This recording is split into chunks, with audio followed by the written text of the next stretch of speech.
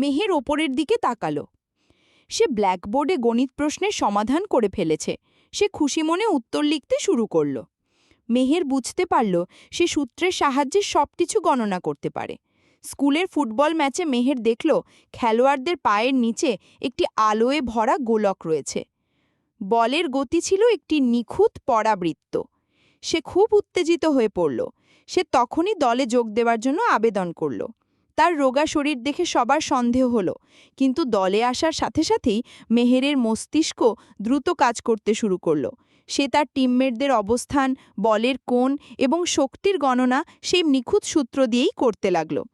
সেই সম্পূর্ণ সূত্র ব্যবহার করে মেহের আত্মবিশ্বাসের সাথে বল ছুঁড়ল।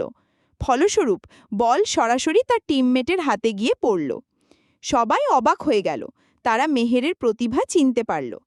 মেহের প্রতিটি পরীক্ষায় প্রথম হতে লাগল। একজন শিক্ষকের সন্দেহ হলো, হয়তো মেহের নকল করে। স্কুল থেকে বের হবার সাথে সাথেই সেই শিক্ষকের একটি দুর্ঘটনা ঘটল।